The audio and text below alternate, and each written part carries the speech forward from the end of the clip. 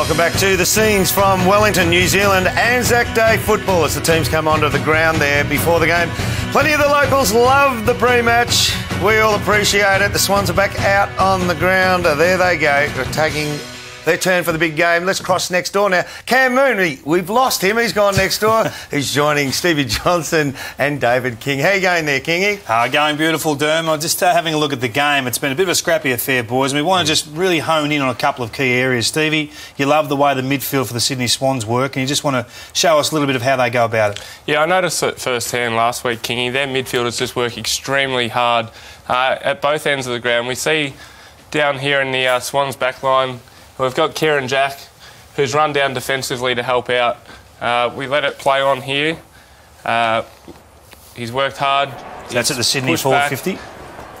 And then, as it stops here, we've got the Sydney midfielders coming in. Kennedy. We've got Kennedy here. Yep. O'Keefe has pushed down hard. Yep. And I think Jack and also McVeigh come into the screen late. Here's McVeigh. Yep. Now, they might not get a score from every opportunity that they've had here, but the way they've pushed forward and they've created even numbers in their forward 50 and have made it really hard for the St Kilda defenders to get a release outlet.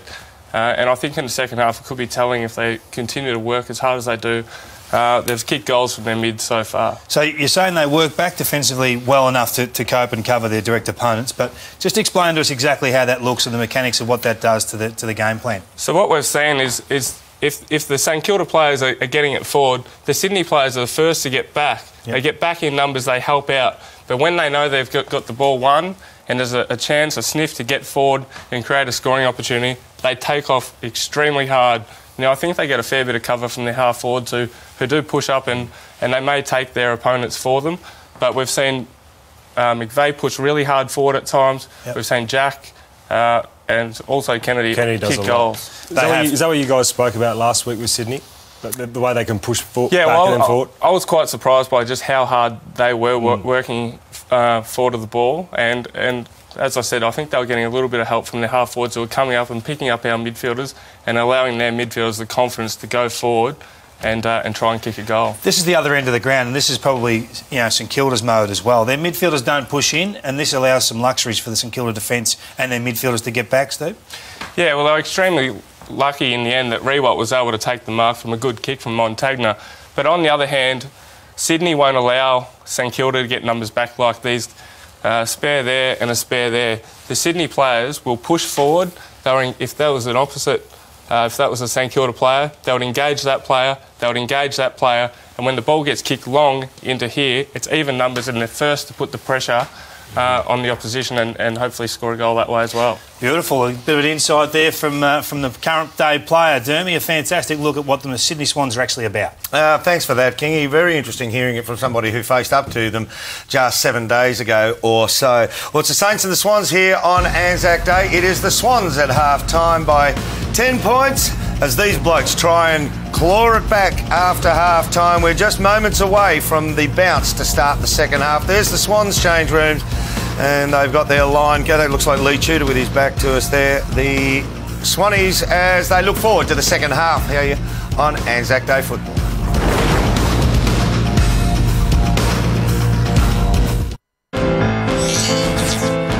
Welcome back to Anzac Day football. Well, in Australia we know it as Auskick, but here in New Zealand at Wellington they call it Kiwi kick at half-time. They certainly do, and the girls are loving it out there. Good luck to them. We're glad to have you on board, all our friends across the dish there. Now let's go to another friend. Jay Clark is with us. He's going to give us the update on the wash-up from the MCG today. Good evening, Jay. Yeah, g'day, Derm. Thanks for that. Look, bad news for the Pies tonight, to be honest. It looks like defender Alan Tuvey has ruptured his left ACL ligament in the loss to the Bombers today. Now, scans tomorrow will confirm the worst, we think. We'll have a look at the incident here. You can see him crumple to the turf, a bit like Daniel Menzel from the Cats. His body weight shifts left. There's the twist and the tweak. Just a shattering blow for the Pies, not what they need. He's such a super reliable backman, guys. He's one of the Pies' better players today. He's going to be very hard to replace. We don't know about Lars or any of that stuff yet, but certainly bad news for the Pies tonight. Derm, we'll hear plenty more from the coaches after the game. Thanks for that, Jay. And you boys were pointing at each other there. There's something you picked up on that? Well, I was just going to say, sure, I find that the players are so wound up now, their bodies are so wound up, just something like that. They just go too easy nowadays, don't they? Because that was a nothing. That was a nothing incident. Well, and players are just going. How does it go? Do you get to that point that the tempo of the game is so well and they're so primed that it's only the smallest thing? I've never seen that happen as easy as that. A few Menzel's one, but he has had problems with that. But it was the same sort of action. Very simple. But the other thing too, with Tuvey gone, he can play on the tall, he can play on the small. Does that now mean O'Brien has to go back? So his run from the wing now is gone. What it does now, it means that Shorey is the only true running player out of the back line. So that's going to put more onus on some other fellows. We're just about set to get back to Wellington here with the Swans and the Saints. The Saints have to wipe off a 10-point lead here, which the Swannies hold, but they're such a wonderful team. When it turned into a bit of an arm wrestle there, tight, we use Anzac Day, the analogy, hand-to-hand combat. They love it. They love it. This is a very narrow ground. It's roughly the same length as Sydney, I believe, Shorey. And Parko, it's narrow. More like Eddie had, they say. Well, as they go to their positions now... Let's hope they can hang in there, the Saints. We don't want this because they will be in a bit of trouble if they get beaten by a big margin from here. Change. All right, let's head back to Wellington now for the resumption of the Saints and the Sydney Swans. The Swans with a 10-point lead. Third quarter underway. Pike clashing hard. Well, the first few minutes are going to be so vital here for the Saints.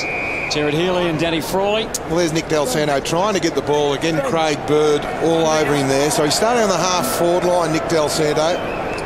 Jack Stephen going with Kieran Jack, couple of hard nuts.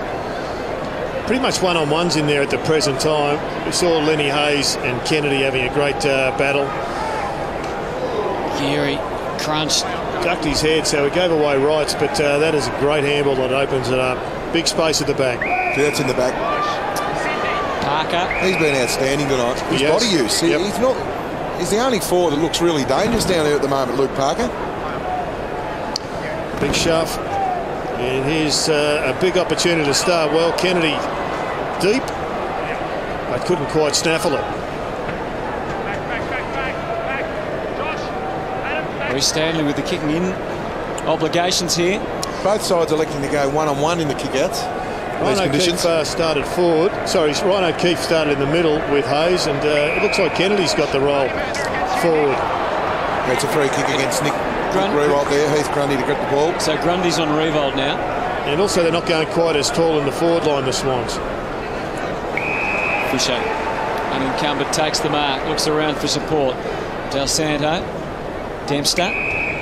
We talked about that matchup with Nick Riewoldt early on in the game because Heath Grundy played really well on him last half and Ted Richards ran into the ground the first half on Riewoldt.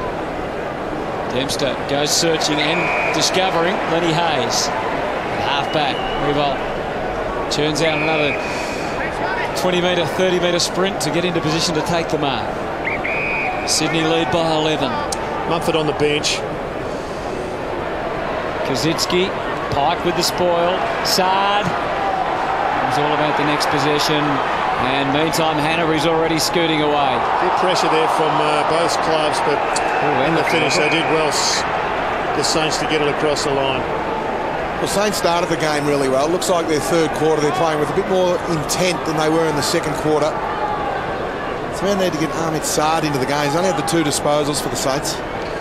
Kaczynski and Lee holding their position inside the 50. Riewoldt now getting back to join them away to the left. Need to get the ball inside forward 50 a bit more though, Spud. It's like 23 times if you're a small forward, limited opportunities. But we're going to have this midfield slog you suspect for the entirety of the game.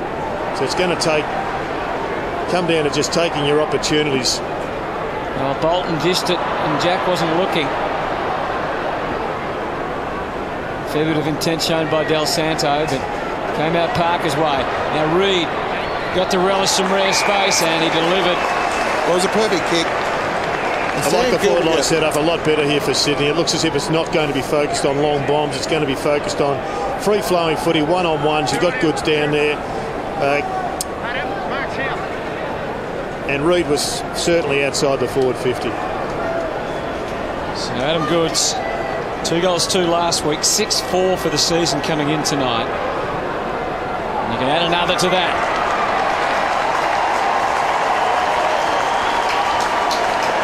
The Swans lead by 17 now, Spat.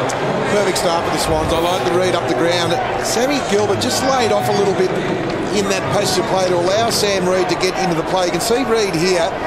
There's Sammy Gilbert laying off. He should have had more pressure, one-on-one all over the ground, and opened up for Adam Goods for a beautiful lead. But that's a good forward connection there between Reid and Goods. Well, they've got a bit of an experience in the defence. I think Sydney be hoping to get the one-on-ones rather than pack versus pack.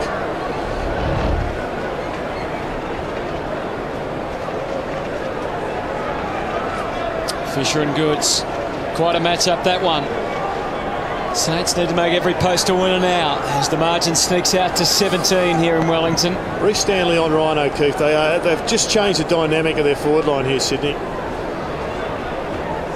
Kennedy, McGlynn, McVeigh. No player really had full control, but they kept it in Sydney hands all the way. Stanley, some nervous moments as the ball was wobbling around on the ground. Reid, McVeigh. Oh, Malcheski. And it's going to create a goal. How good was that mark in mid-air? He's pirouetted in the air, McGlynn. Malcheski just flicking the ball with his foot, and McGlynn has just done a pirouette. Malcheski had the magic touch in the grand final. Of course, Ben McGlynn, as we mentioned, had to sit and watch it all on that last day in September. Already one goal tonight. This for a double, and Sydney suddenly taking command in Wellington. They lead by 23 points. Perfect start for Sydney. Luke Parker's doing an underrated job. Sean Dempster's only had the 5 disposals. Luke Parker, we see when the ball goes forward, he's making Dempster defend. He's not coming the third man in, which means every Swans forward is one-on-one. They don't have to compete with the extra player. That was just a magnificent passage of play, just getting the ball forward under pressure. Ben McGlynn. He's a talent, Ben McGlynn. Beautiful contested mark. Perfect start for the Swans. Up to the Saints now to really counter-attack back. Well, coming into this match, the Saints knew that they had to get better at stoppages. And at the present time, they wouldn't be like the look of that. 3 goals, 7 from the stoppages. And Kilda just 3 scoring opportunities. Dempster. Goes to Hanbury. And a half forward, Gilbert. The Swans looking deadly at the moment, so the Saints need to make some sort of response to that. They give one up there at half back. Well, they've just won the ball from the middle so often, so they've got the territory, but going in now, they've got a much more mobile forward line, which has done some damage. Parker again involved in a couple of elements of that play. Armstrong to Bird. 6 in a row now for inside 50s. Adam Good stays down. He almost got to the perfect spot. Bolton beats him to the punch. You're right, those 6 inside 50s, but it starts at the coalface again. Contested ball, 15-4 Sydney Swans. Luke Parker leading the way with 4. Doing a great defensive job on Sean Dempster. Clearances 4-0. Pike held his ground well, got the tap down, but Hayes, Geary, Sebros. That is dropping the ball. Worked out of it. Murdoch around the corner. Took the risk and got away with it, did Ted. Clean bowling. I think the matchups are better now. I think John Longmire will be happy with the matchup with Grundy and Rewalt, Ted Richards on Cozzy. Shane Mumford still on the bench, so Mike Pike enjoying the #1 ruck role just for the moment at the start of this third quarter. His follow-up work was good. Kennedy surging, Armstrong. Another clearance. Kieran jacked that one a little wayward. Out on the full set. Jaron Geary's ball. Where to next for the Saints? McAvoy gave him a short option, but he decides that Revolt or Kazitsky.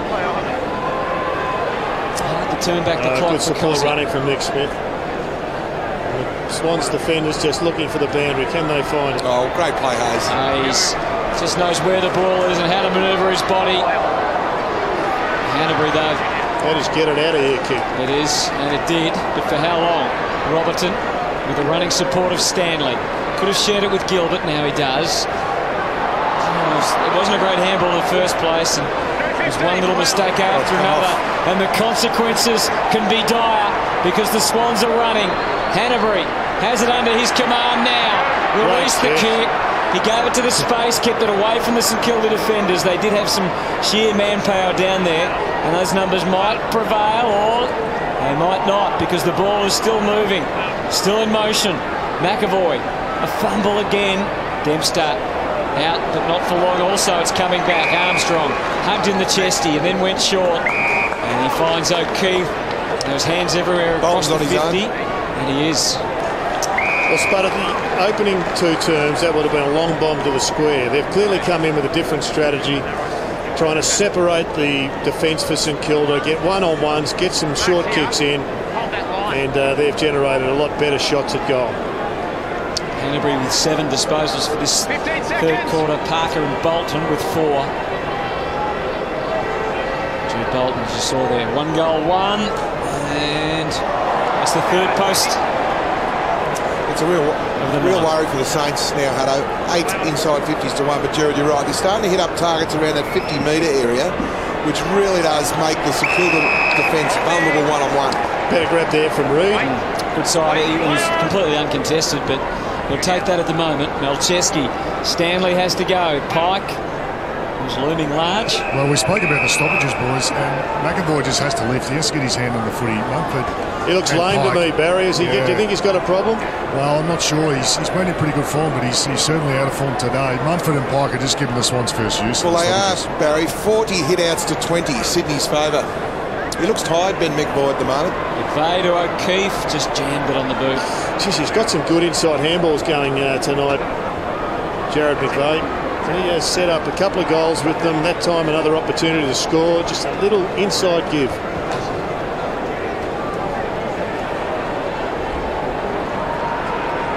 Well, there's an opportunity now for the Saints. Dennis Lane. Armitage turned his back. Yeah, he was on a different level to Armitage. There's no connection there. Not at all. Kick to the wing and beyond. Robertson, Fisher. Saints need to sort something out very quickly. We'll have some time on their side here.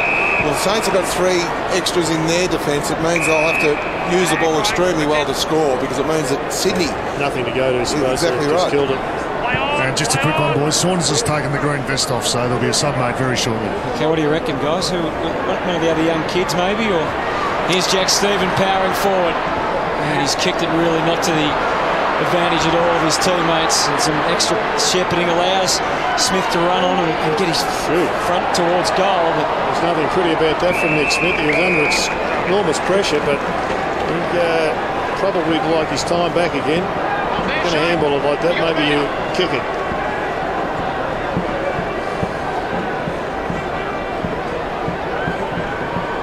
Murdoch, top of the square. Armstrong fending it away.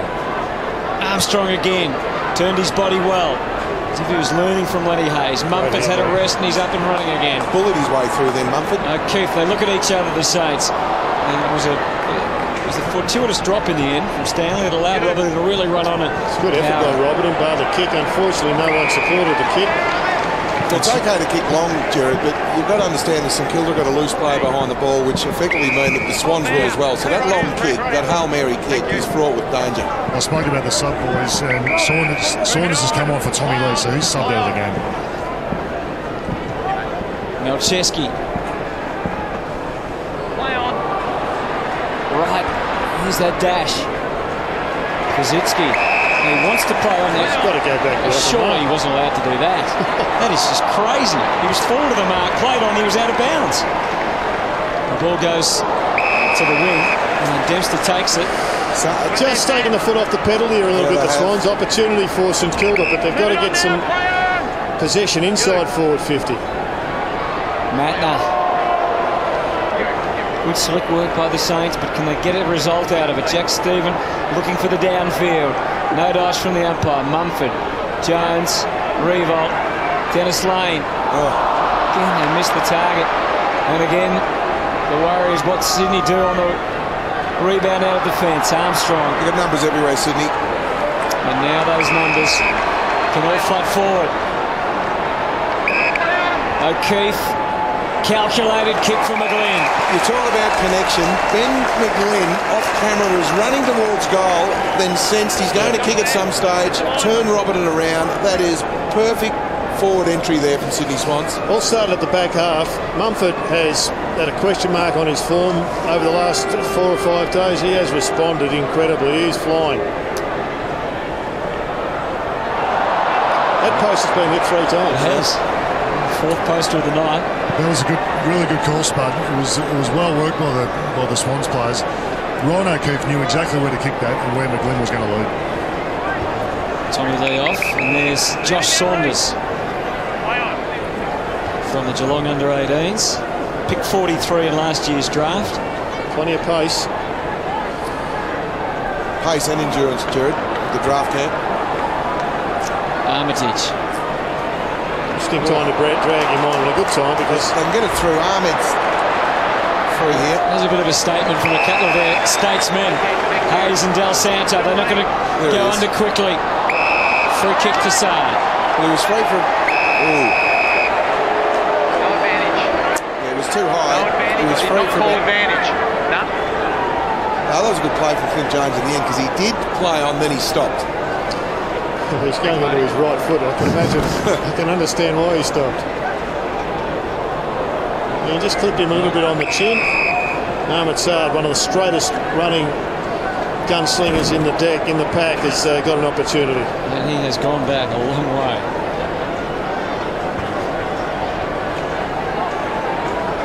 Wonder what the New Zealanders will think of this little routine. Swans fans aren't that impressed, it's fair to say. And it's all about the result, and unfortunately, the result was not what St Kilda needed. They desperately needed a goal then.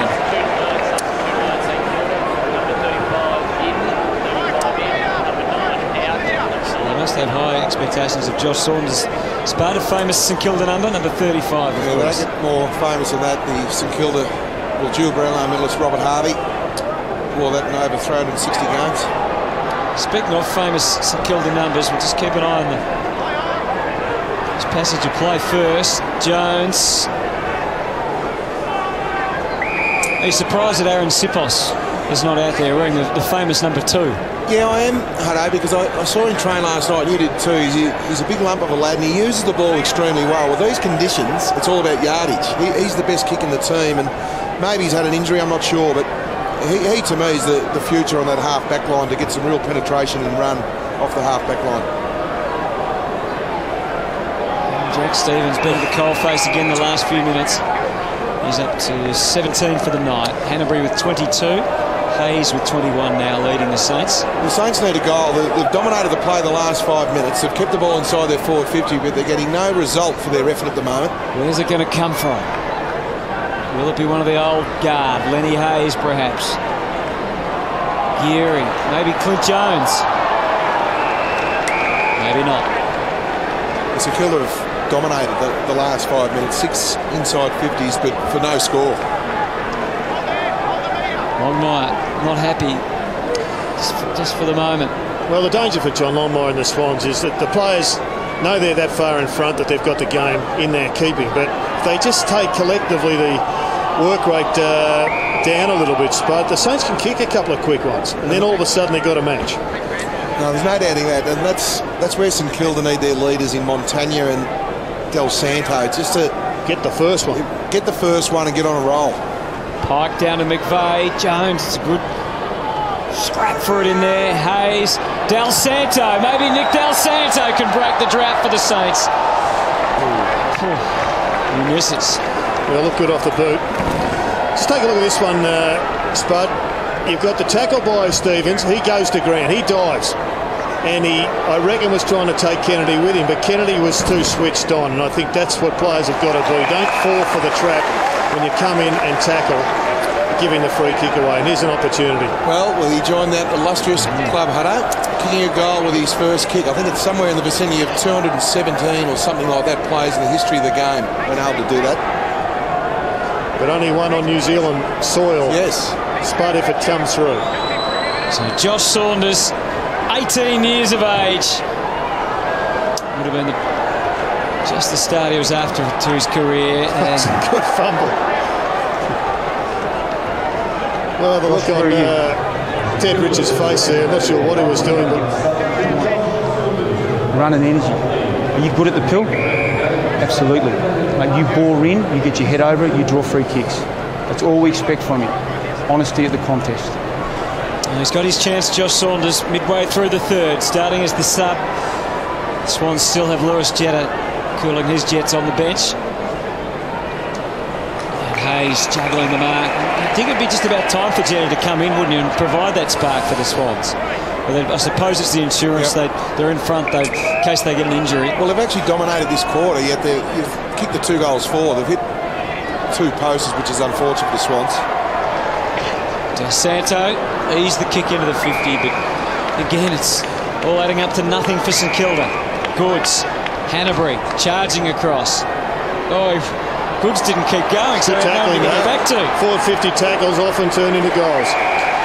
It was well done from Ben McAvoy there. They're not happy, the Swans. Look at them. Not happy with each other. Well, it was odd play from Adam Goods, it seemed, from here. He gave the handball to Hanbury and then just stopped. It was amazing where Adam Goods ran, though. That was the thing. He had to run wide to give an option, but he actually ran into the traffic, so the handball was never on. Trent Dennis-Lane just played 3 games tonight for St Kilda. After 19 with the Sydney Swans. That's his biggest kick so far, I reckon, for the Saints. He's up to it, and maybe they are as well. There's the one. There's the one. One more spot, and all of a sudden they're going to go into 3/4 time thinking, we're not out of this game. In fact, we're in this game. Oh, there's no doubting that whatsoever. This is really good play from Ben McAvoy. So he corrals both players, Adam Goods, and then takes Goods out. Dan Hanbury under pressure, just had to get the ball to the next contest, and it was all because of McAvoy's pressure there. That caused the turnover. That was great play. That's not his best game, McAvoy, but he had a good moment there, so can he lift?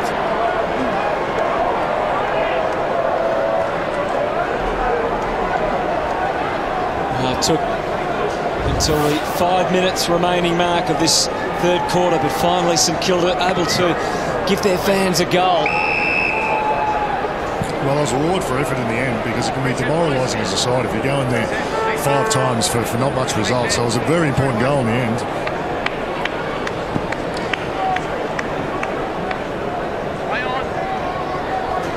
Seb Ross got it onto the boot. So much of the night has been about meterage, and once again it just becomes a hard slog in there. Rampy able to get it going though. Nick Smith, the half forward, a good one-on-one. Robertson did everything but take the mark.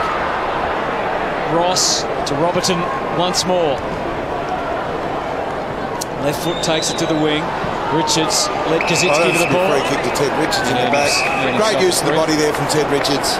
Knew that Robertson was under pressure, so elected to play in front. That was good body use, but read the play extremely well there, Ted Richards. Well, this is interesting. Wouldn't want to drop it there. Oh, Rampy for a moment. I thought he was going to play on right into the arms of Lenny Hayes. Armstrong spots Hanbury. There's no margin for error there. Goods makes his move, but he's got grander plans. O'Keefe got off Robertson, but not far off him. Sydney somewhat relieved. St Kilda have pressed the last 8 minutes, so it's a half a win for Sydney at the moment, having the ball inside their forward 50. The last thing St Kilda need now, going to 3/4 time, is Sydney to kick a goal, to have all the momentum going to the last quarter. Hanbury, Grundy, Armstrong. Swans have got two players 50 metres behind the ball by themselves, so there's no fast break opportunity. McGlynn for Bolton. Off the left, Jude Bolton. Bounce. It's a foot race, and well done for Geary. Got a good game, Geary. He's read it well. He's used the ball extremely well as well. He's got the 16 disposals, going at 71%. It was Nathan Wright, number 34, rather than the 14. Yep. It was Nick Revolt kicking in from full back. Done that too many times, you wouldn't have thought in his career. Well, it's a win for Sydney, isn't it, with Rewalt inside there, forward 50. I reckon the coach has just shut up shop. He's happy with this. He's happy to go in. I know they're 19 points down. He doesn't want to blow it out. Well, he won't be happy with that, Jared. No, not at all. Parker kicks the goal. Good reward for him too. He's had an outstanding night. You called it early, Jared, and I've started to watch him the last 2 quarters. He's the best player on the ground. He's flying. The work that he's done off the ball, he's kept Dempster at bay, he's given a really strong contest, and he hasn't fumbled. He's just made the most of his opportunities. Yeah, he's been very good. You're right, Spud. That was another great conversion.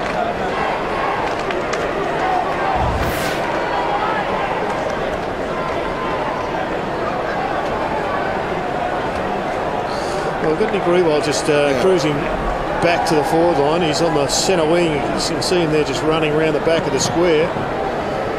He may well have just taken it upon himself to go into the defence. Had some reinforcements, perhaps. McGlynn. Again, St Kilda need to win some of these contests and get it on the board. Good hands. Good hands. Saunders getting a feel for it. Their forward Revon just at the back, it doesn't get there. He's really lifted Ted Richards. We've got the matchups right now. Teddy is more comfortable playing on the taller, deep forward than the running Nick Rewald. No, he's got the advantage there, hasn't he? He's got the disadvantage. No one's as quick as Nick or as far-reaching in their running. Hanbury, did he kick that out on the full? No, it was touched.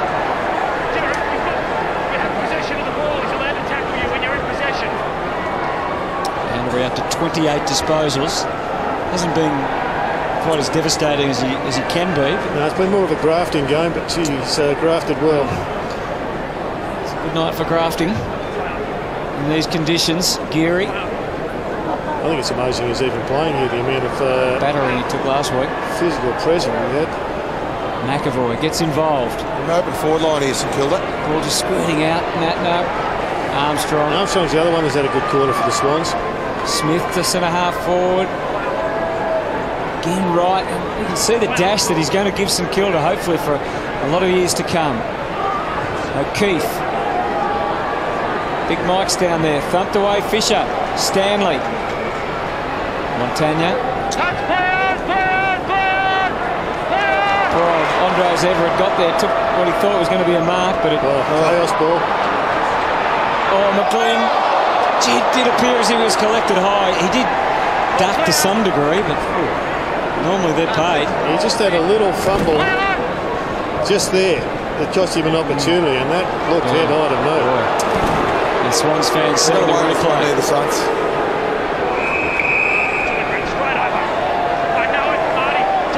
Oh, deliberate. So Jack Stephen. Can St Kilda conjure up a goal with less than a minute to play? They desperately need one to go. Hey, yes, here we go. That's 50 there against Matna, running through the mark. Well, that's a really contentious one because Matnat did not change his line, and it was really that Sard, or Trent Dennis-Lane, he ran basically back across his line. It's a tough one for the umpires to adjudicate it as it's written. They've got some common sense. Be very confident of kicking this. I think it's nearly exactly the same place he kicked his other goal this quarter. So Dennis-Lane stares it down, and it just drifted late, didn't it? Too much so. That tally that could be for St Kilda. Let's take a look at this 50 again. You put the hands out. That was quite interesting. You don't put your hands up. Sometimes the umpire doesn't see it. You actually put your hands up and they say, well, you must be in the area. And they actually identified that in the off-season. It's quite a bizarre one in a way to say that if you put your hands up, that you give away the 50. But basically what the game is asking him to do is anticipate that he's going to run back across the mark. So run back behind the mark. And then he's thinking about his teammate, he's thinking about his opposition player. It's a tough one.